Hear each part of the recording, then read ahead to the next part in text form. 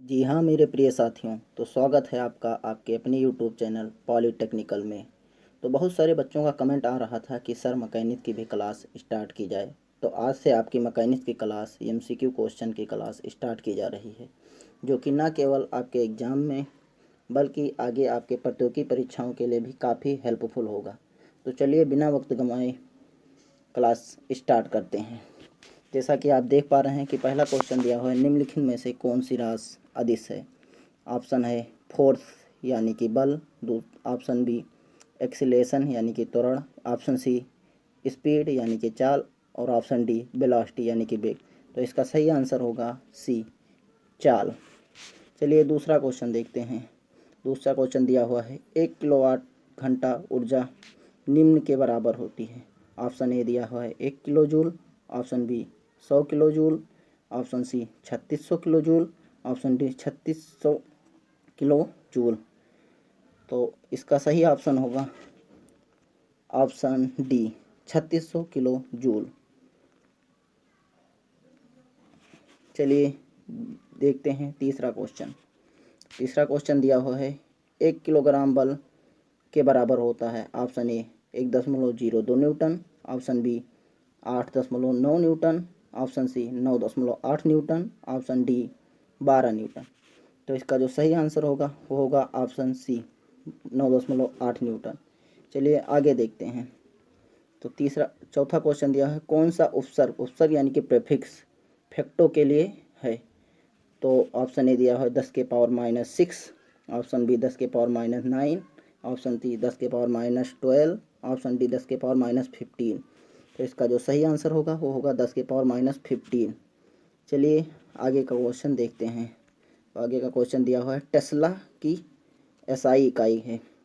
तो पहला ऑप्शन दिया हुआ है चुंबकीय अभिभाव घनत्व, दूसरा चुंबकीय अभिभाव, तीसरा दीप्त अभिभाव, चौथा प्रदीप्त। तो इसका जो सही आंसर होगा वो होगा चुंबकीय अभिभाव घनत्व यानी कि मैग्नेटिक फ्लक्स डेंसिटी। चलिए आगे का क्वेश्चन देखते हैं।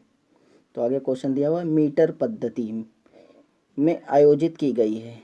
तो कहाँ पर आयोजित की गई है। पहला ऑप्शन इटली दिया हुआ है, दूसरा चाइना यानी कि चीन, तीसरा जापान, चौथा फ्रांस। तो इसका जो सही आंसर होगा वो होगा ऑप्शन डी फ्रांस। चलिए आगे का क्वेश्चन देखते हैं। आगे क्वेश्चन दिया चुंबकीय फ्लक्स यानी कि मैग्नेटिक फ्लक्स की एसआई इकाई है। तो मैग्नेटिक फ्लक्स की एसआई इकाई कौन सी है। तो मैग्नेटिक फ्लक्स की एसआई इकाई होगी वेबर।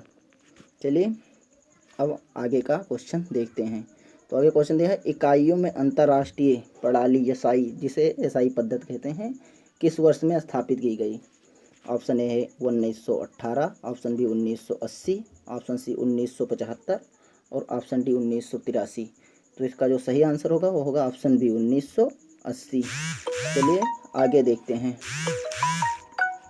तो आगे का क्वेश्चन दिया हुआ है, जैसे रेडियन एक वृत्त के दो त्रिज्याओं के बीच समतलीय कोण है। तो वृत्त पर त्रिज्या के बराबर की लंबाई में चाप काटता है और कहलाता है। तो क्या कहलाता है। ऑप्शन ए दिया हुआ है kelvin, option b mole, option c joule, option d radian. तो इसका जो सही आंसर होगा वो होगा ऑप्शन डी रेडियन। चलिए आगे का क्वेश्चन देखते हैं। तो दिया हुआ है, पावर की एसआई यूनिट की क्या इकाई है। तो पावर में एसआई यूनिट में क्या इकाई है। तो ऑप्शन ए दिया है न्यूटन मीटर, ऑप्शन बी वाट, ऑप्शन सी किलोग्राम मीटर पर सेकंड, ऑप्शन डी पास्कल पर सेकंड। तो इसका जो सही आंसर होगा वो होगा ऑप्शन बी वाट। चलिए आगे का क्वेश्चन देखते हैं। तो आगे दिया हुआ कार्य की इकाई है। तो कार्य की इकाई क्या होती है। पहला दिया हुआ है किलोवाट, दूसरा किलोवाट हावर, तीसरा दिया किलोवाट प्रति हावर, चौथा दिया किलो जूल पर सेकंड। तो इसका जो सही आंसर होगा वो आंसर होगा बी किलोवाट हावर। इसे किलोवाट घंटा भी कहते हैं। चलिए आगे का क्वेश्चन देखते हैं। आगे दिया है, निम्न में से कौन सी दूरी की इकाई है। निम्न में से कौन सी दूरी की इकाई नहीं है। तो पहला लाइट प्रकाश वर्ष यानी प्रकाश वर्ष भी दूरी की इकाई है। दूसरा दिया हुआ बी माइक्रोन भी दूरी की इकाई है। मिलीमीटर, तो मिलीमीटर भी दूरी की इकाई है, यानी कि option D is right answer. Option D right answer होगा।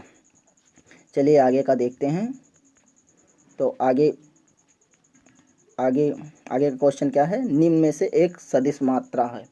तो सदिश मात्रा कौन है, ऊर्जा। तो ऊर्जा, ऑप्शन ए ऊर्जा दिया हुआ है, ऑप्शन बी भार मास दिया हुआ है, ऑप्शन सी संवेग, ऑप्शन डी एंगल।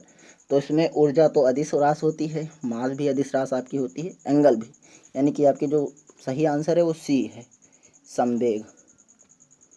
चलिए आगे का देखते हैं, आगे क्या दिया हुआ है।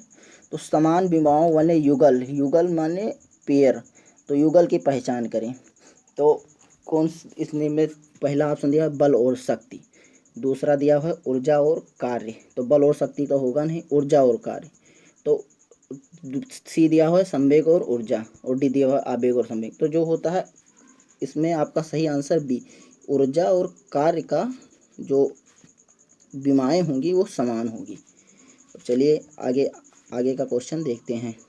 तो आगे का क्वेश्चन दिया हुआ है, आगे दिया हुआ है कि बलों के संचरणशीलता के सिद्धांत के अनुसार एक निकाय पर बल का प्रभाव निम्नलिखित होगा।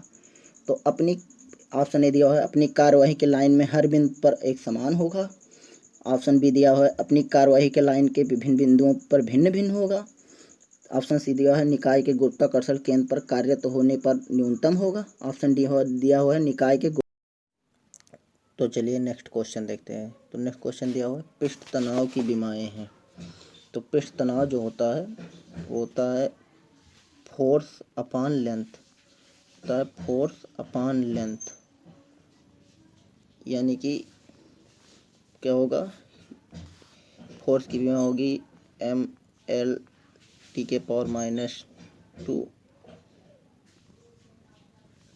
-2 अपॉन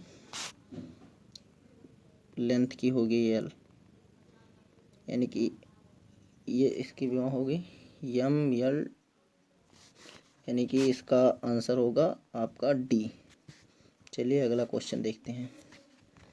अगला क्वेश्चन दिया हुआ है पृथ्वी के धरातल पर कोणीय वेग की विमा होगी। तो पृथ्वी के धरातल पर कोणीय वेग की विमा होगी, पहला ऑप्शन दिया हुआ है m के पावर 0 t के l के पावर -1 t के पावर माइनस TL के पावर 1 t के पावर -1, दूसरा दिया हुआ है m के पावर 0 l के पावर 2 t के पावर -1, तीसरा दिया हुआ है m के पावर 0 l के पावर 0 t के पावर -2, चौथा दिया हुआ है m के पावर 0 l के पावर 0 t के पावर -1। तो आपका जो सही आंसर होगा वो होगा ऑप्शन नंबर डी।